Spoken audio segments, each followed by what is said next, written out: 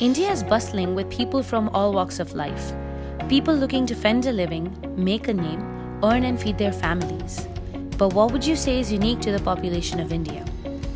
What does this taxi driver working in Himachal Pradesh have in common with the carpet-making artisan belonging to a family of 4?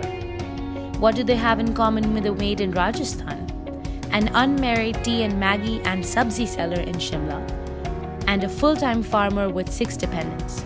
Our population is inherently family-centric. However, our government provides what is known as the program-centric or scheme-centric delivery system, where benefits that are provided to the eligible beneficiaries are being driven by schemes or programs.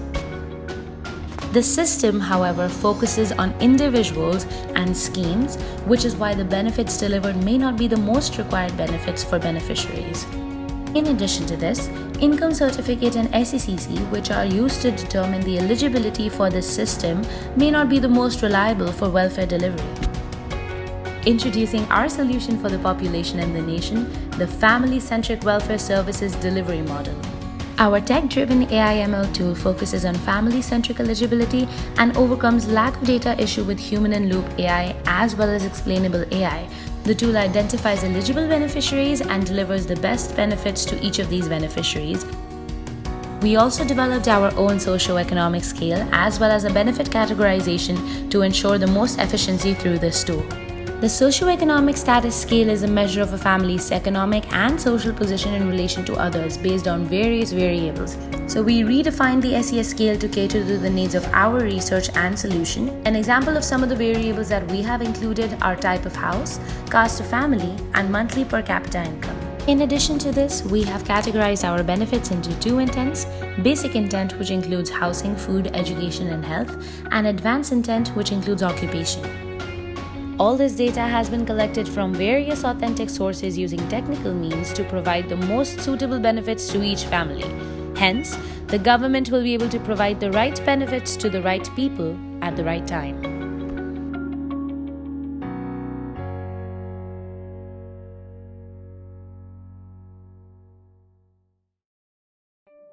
Now, let's get technical and talk about AI.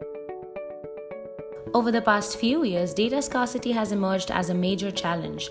Most data scientists spend only 20% of their time on actual data analysis and 80% of their time finding, cleaning, and reorganizing huge amounts of data. Some data activities required to start AI development are acquiring, preparing, training, data testing, and then improving the data. However, if you haven't acquired the data, how will you advance? To combat the lack of data, EasyGov used domain expert knowledge and reverse engineered evidence-based decision-making to identify beneficiaries, thus creating what is known as human-in-loop AI. AI systems are fed with human intelligence derived from deep domain knowledge instead of the data sets. Over a period of time when the data is accumulated, knowledgeable assumptions are replaced with database intelligence and modeling. Where does explainable AI come into all of this? It refers to methods and techniques in the application of artificial intelligence technology such that the results of the solution can be understood by humans. Since we are building a system that is derived by human intelligence, trust is critical. Explainable AI removes the black box decision-making process of the AI system. It becomes mission critical to understand the decision-making process of AI systems for use cases with big human impacts. Now let us look at human-in-loop AI and explainable AI in motion.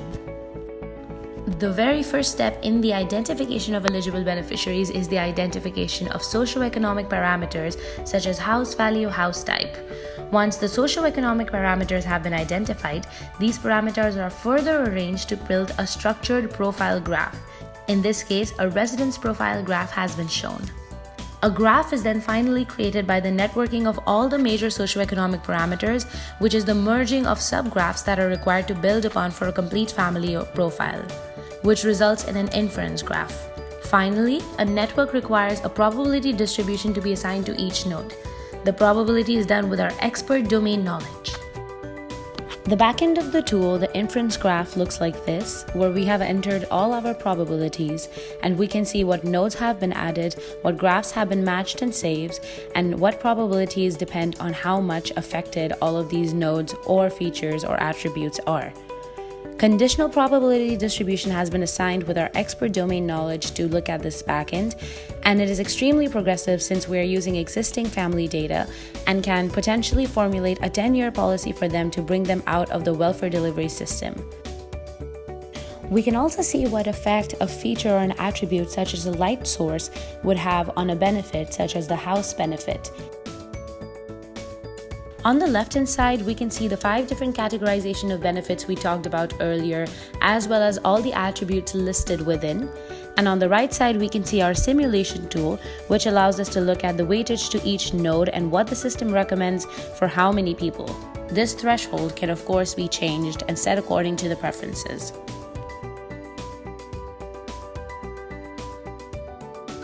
And now let us look at our explainable AI at work. Our explainable AI shows us what nodes or attributes contribute to what benefits and how. As we can see, all of our nodes and benefits are interconnected. However, when we click on our attributes or nodes, we only see the benefits that are the most affected by those nodes or attributes. And we can see so by going around in a circle.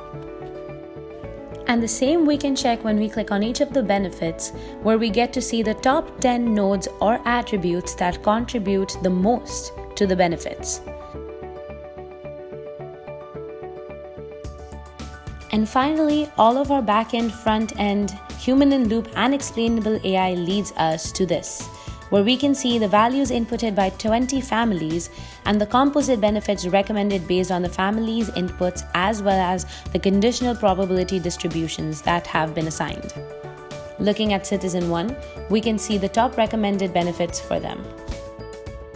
And as mentioned before, we can create a progressive system for all these families and the Indian government welfare using EasyGov solution.